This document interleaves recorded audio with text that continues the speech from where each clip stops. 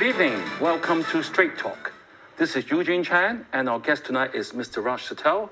He is the president of the Council of the Hong Kong Indian Associations. Tonight, we are going to explore how the Indian community in Hong Kong is helping compatriots back home to deal with the worst COVID-19 virus. Raj, welcome. Thank you. Thank you for the invitation. Yep, the COVID crisis in India is all over the news now. And then the latest news reported there are over 300,000 infected cases per day, with more than 4,000 deaths in the last 24 hours. Mind you, in total, there are like 24 million infected cases and more than 270,000 deaths. Is it that bad? Because sometimes we can only rely on the news. Has it been underestimated or overestimated? I would say actually it's been underestimated. I think the cases are even more than that. As far as the transmission cases are concerned, I think the second wave has been particularly bad as far as the transmission is involved of human-to-human contact. Yes. And not enough is being done to get the people vaccinated. Right. So why do you think, from your understanding, why is it so bad compared to other parts of the world? I think after the first wave, the economy started opening up. The government decided that there should be more people-to-people contact. And in particularly, we had large religious festivals where people were allowed to mingle and mix without wearing masks at all. And we also had regional elections, which allowed people to go out and campaign and vote. And this led to larger cases of human-to-human contact. Right. I mean, if you look at the figures, although we are in the third or fourth straight day of fewer cases as compared to before, are you optimistic? Yes, I am. I mean, they're actively producing more vaccine. From what I hear from the latest figures is by the end of the year, there'll be 2 billion doses of vaccine available to the people of India. So that will help a lot, I'm sure. And the government is actively encouraging people to get vaccinated as soon as the vaccine's available. Right. I mean, we read from literature that India is actually the world's largest vaccine-producing nation. Yes. Up to 60 to 70% of the vaccines are produced in India. However, only 10% of the Indian population has first dose. And for those who have two doses, it's just under 3%. It's just under 40 million. And mind you, the Indian population is 1.35 billion. Why is it so low? Producing the vaccines need raw materials, and the raw materials are actually not manufactured in India itself. So until these raw materials become available to the Indian manufacturers, pharmaceutical manufacturers, for them to produce the vaccine, that's why they're building it up very rapidly. And that's where the figure of 2 billion doses by the end of the year come from. And I think by that time, a majority of the Indian population should be vaccinated. Right. You know, the Health Minister, Hirsch Vadham, saying that they have to boost the production of domestic vaccines. Also, they need it from import from other countries. Recently, we read in the news, say, from Russia was sending some vaccines. How long do you think by end of year we have enough vaccines? Because you have 1.35 billion population. I think the target is to get everybody vaccinated, but hopefully by the end of the year, we should have about 70% of the population vaccinated. And then the herd mentality will set in, and people, even with human-to-human contact, the people getting the virus will be less. Right, I see. Okay. And also, I mean, as we know, I mean, India is a very big country. That when the pandemic is spreading to the villages, the impact should be even greater because, I mean, understandably, there will be a lower usage of masks. The rates of testing is more difficult and less accessibility to vaccines. How do you think the Indian government is going to tackle this quite an imminent threat coming up? Because as the virus is spreading to the outskirts, what do you think? What can they do? Well, the main thing is the system of locking down the cities and the provinces to stop people from contacting each other. It's going to be difficult with such a large population, but I'm sure the Indian government is doing the best it can to do that without affecting the economy too much, because it's very much a chicken and egg situation. When you slow down the economy, it's bound to affect the growth. Right, so you think the government will be able to tackle this because it's quite a huge challenge? I don't think the government has a choice. If they want this disease to go away, they would have to do more and quickly to vaccinate the population. Right. So we all would say that this second wave has hit very fast and very fierce. And some even say that it's worse than the US outbreak at the end of last year. And I think the most challenging part, as I was mentioned earlier, is running out of medical supplies and oxygen. And the WHO is extremely concerned about this variant virus. As a leader of the Indian community in Hong Kong, how has the whole community responded to what has been happening? Well, the whole community has responded very positively. Right. We've been raising money since we first heard the news, and by now we've collected over $2 million. Okay. And we intend to do more. We've been concentrating on buying oxygen Concentrators, yes. To send to India. We have actually sent almost 1,000 machines already through the different various Indian organizations under the umbrella of the Council of Hong Kong Indian Associations. In fact, just yesterday there was a fundraising drive at the Sikh temple by two of the organizations which here, the Khalsa Divan as well as the India Association. So the efforts are ongoing. Our main problem is the logistics one of getting the equipment that we're able to procure, having it shipped to India. Right. When you say $3 million, I mean, definitely it's not a small figure. But when you're talking about 1.35 billion population, can I say it's like a drop in the ocean? Why don't we increase your target a bit more? We are. I mean, it's a moving target. We're asking everybody to do the best they can. But at the moment, the problem is not even being able to move the equipment that we have purchased and send it to India because of the restrictions on flights and shipments to India. Right. Apart from medical supplies and monetary, any other plans to help the Indian the community back home, so to say? I mean, we're open to all suggestions. We're still, it's an ongoing effort to raise more money, and we're being approached by different organizations in India and trying to help them as best as we can. Right. I mean, you are the president of the Council of the Hong Kong Indian Associations. I mean, how many groups of organizations actually under your council? Under the council, there are 9 major organizations encompassing everything from religious to social to economic. I mean, at the moment, like I just mentioned, the India Association and the Khalsa Divan, which are both member organizations, were raising funds yesterday. The Indian Chamber is also actively involved, and also other Indian organizations are doing the best they can to raise funds to support people back home. Well, how can the people of Hong Kong help? Because I mean, I do run into a lot of friends every day, and everyone is saying, wow, look at India. I mean, it's terrible. All donations are welcome. They're tax deductible. All the organizations I have mentioned earlier have tax deductible donations if they're made to them, and they're happy to accept them. Just now you mentioned that the logistics is an issue that you worry that the supplies may not be able to reach to the needy. And we have heard some of the supplies sent actually have been stranded at the tarmac and are not delivered. Should we still be sending them if that's the case? The idea is to get the cooperation of the local authorities to clear these shipments as quickly as possible. And just getting it to India is problematic at the moment. So we will keep trying to do our best to get the equipment on the ground so they can be distributed.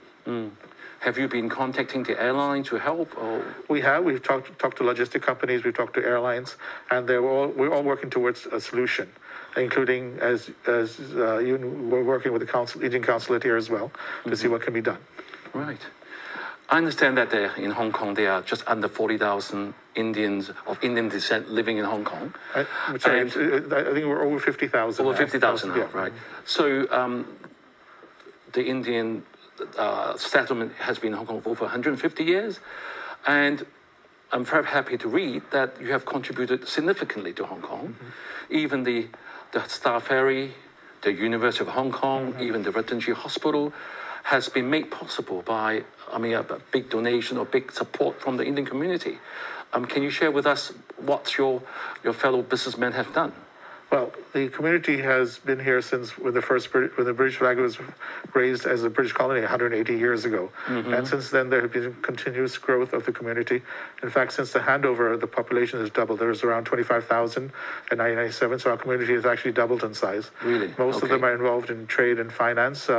According to government statistics, the Indian community handles about 5% of Hong Kong's total external trade. So it's quite significant if you consider the number of people that we're here. We have always been contributing to the Hong Kong economy, and we are part and parcel of the growth of Hong Kong. And I think that we will continue to do that. For instance, a lot of foreign communities are talking about exit plans from Hong Kong after the national security law. I think on behalf of the Indian community, I can safely say that we're very much entwined in Hong Kong, and we will continue to look forward to the growth and our success as well as in Hong Kong. Yeah, very happy to hear. Has the pandemic affected much of the Indian community? As you know, apart from those locally born here, we've also those who travel over to work or to study. I mean, how has been the effect to them in Hong Kong? There's a huge amount of trade between India and Hong Kong. The restrictions on travel, of course, not only affects business, but also affects the Indian community traveling back to India to visit friends and relatives. And hopefully, once this pandemic is under control in India, the flights will resume on a regular basis and we can continue the travel. Yeah, we've got 20 more seconds to the break. Just want to ask you, has the local community here been targeted of any discrimination? The reason why I asked that is we had the gym clusters, we had the dancing group clusters. Has anyone have experienced that? As far as the pandemic is concerned, I don't think there's been discrimination because we follow the rules and we try to stay within the bounds of social behavior, which is acceptable in the norm under the situation. So far, so good. So far, so good, exactly. All right, let's have a break and don't go away.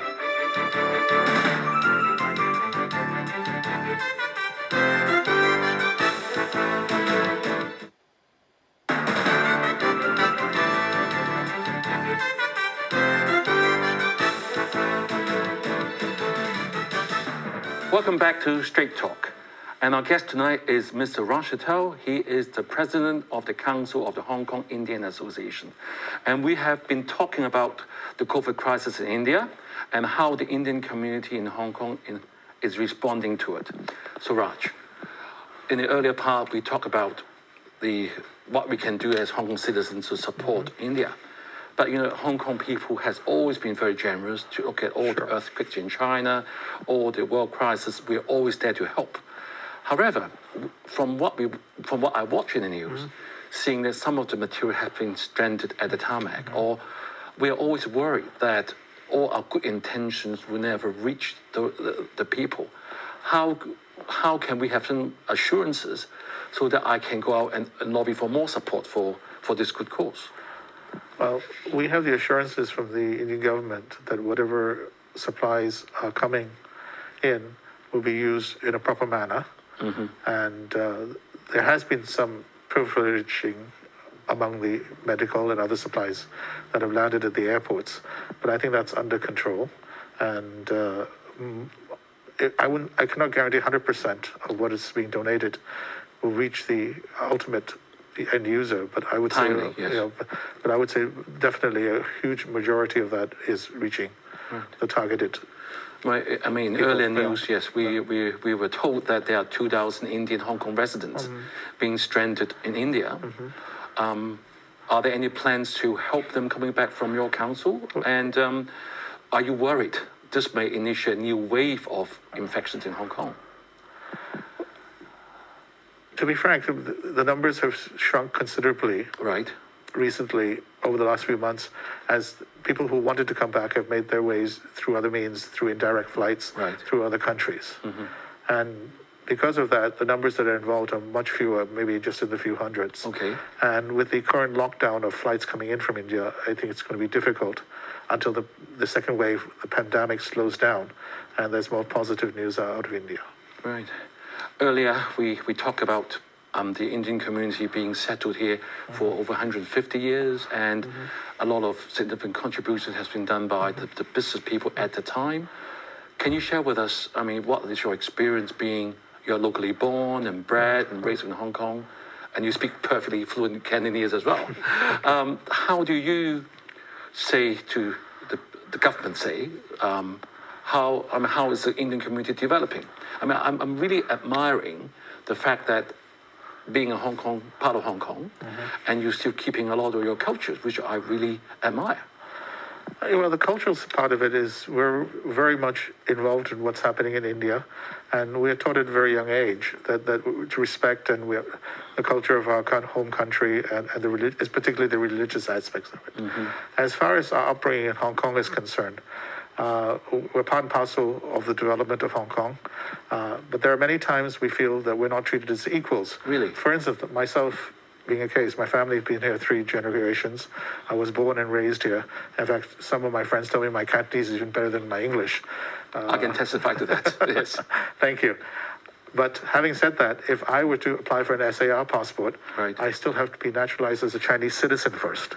Really? Right. Okay. Whereas as opposed to any Hong Kong ethnic Chinese would just walk into the immigration department and apply for one.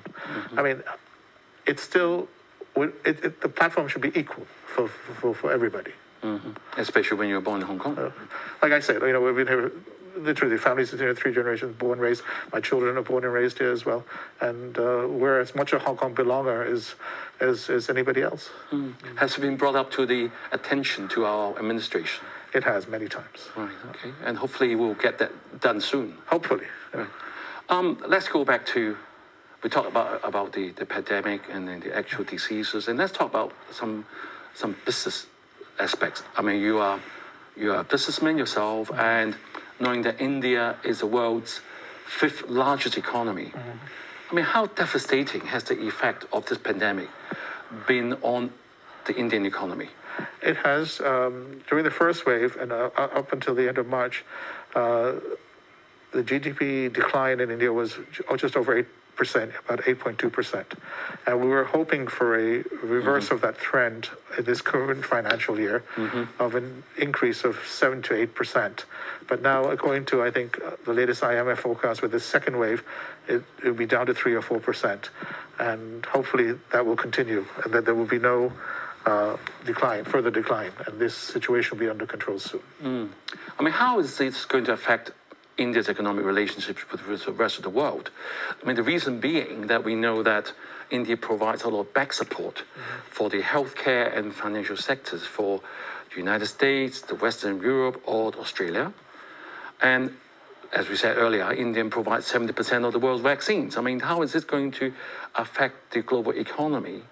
And how long do you think this impact will last from your anticipation? It will definitely continue to affect the world economy because of the size of growth, the size of the Indian economy. Right. As far as producing pharmaceuticals is concerned, I don't think that will stop. It will continue. Of course, now the concentration will be on the vaccine. But this is a temporary phenomenon. I think my personal opinion is within the next 6 to 12 months, most of the people will have the vaccines, right, and life will hopefully get back to normal soon. So with all these, do you think Hong Kong will be impacted because of the sort of downturn in the economy, because of the huge crisis in India? And how shall we prepare for such changes, do you think? In fact, among the Indian traders in Hong Kong, we see an uptake in PPE equipment going into India because of the pandemic. And in the business, there has been a growth in certain sectors because of that. Overall, generally, as far as the trade numbers are concerned, I think there will be a small downturn, but not significant. I mean, earlier, I'm very happy to hear that the Indian community, especially the business side, is very confident, I mean, of the Indian situation, also of Hong Kong. Being a Hong Kong-born person, I mean, how likely or how keen are you going to develop into the Greater Bay Area? Which is a much talked about area. It's have the 10 times the population of Hong Kong. And I mean, it's a very big area. I mean, what is your take on that? Well, among the Indian community, we're all very, very positive of the whole idea of the Greater Bay Area. Because majority of the products we source from China, right, and we sell all over the world. I mean, our major markets are actually the developing economies, Africa, South America, and we've been doing this for generations. In fact, this will just provide more opportunities for us to move further into the southern part of China and increase our business and hopefully our profitability. Right. So far you've been concentrating your business in the Greater Bay Area. But do you think the recent new talks in Greater Bay Area, does it provide more opportunities? Sure, because there'll be better integration. Again, when it comes to integration, it's also the ability for us to work within the area. like I said earlier, the Hong Kong Indian community, majority of us have been here for almost all permanent residents, but yet they still have difficulty traveling to China because they do not hold SAR passports. The one improvement that would be of significant help to our community, in fact, to all the ethnic minority communities, is if we can travel into the Greater Bay Area just with our Hong Kong permanent ID cards. Right. Okay. That does not require to apply for a visa. I mean, for me, it seems a bit strange. I live in part of China, right? Hong Kong, a specific administrative region of China. Yet I have to apply for a visa to travel into China because I do not hold an SAR passport. Right, so that is actually causing a bit of a hurdle for the Indian business community in terms of ease of getting into the mainland. It's not, I mean, of course, the Indian community in particular, but it's all permanent, non-Chinese permanent residents in Hong Kong. Right. Who can actually take more advantage of what's happening in this area, but we're unable to because of the freedom of movement. Has it actually have slowed down your investment or your work in the Greater Bay Area? Personally, for myself, no. But I can see situations where it can be, especially with the lockdown in China at the moment. But I guess that has more to do with the pandemic and the current situation, and hopefully it'll improve soon. Right, I think at the last part of the show, I want to ask you a question that has not to do with the Indian community, but by the American Chamber of Commerce. Mm-hmm. It had a recent survey on some of the members. They're saying like 40% of the expatriate organizations that they surveyed are considering or are planning to leave Hong Kong. Is this experience amongst the Indian business community? On the contrary, we have probably more Indian businessmen trying to move into Hong Kong and grow their businesses here, given the opportunities of selling into and buying from China. Right. So given what has happened in Hong Kong for the last couple of years, I mean, we had multiple issues, especially the last few years. Do you think your members are still finding Hong Kong a very attractive place to do business in? And what are the incentives, do you think? The incentives have always been the same. The freedom of movement, the financial system we have here, the legal system we have here, which is very conducive to trade. Right. And I don't see that changing anytime soon. So people are still coming in here to set up their businesses and to trade. Yes. So I mean, on top of what we said earlier about the visa requirement and getting passports, what are some of the drawbacks, in addition to what we've said earlier, that you think your members have faced that will have stopped them from actually pouring everything into Hong Kong and the Greater Bay Area? Is there anything? The biggest is the cost of living in Hong Kong. Real estate, housing. Housing. That doesn't just apply to the Indian community. It applies to, I think, everybody who's in Hong Kong. The cost of living. Right, okay.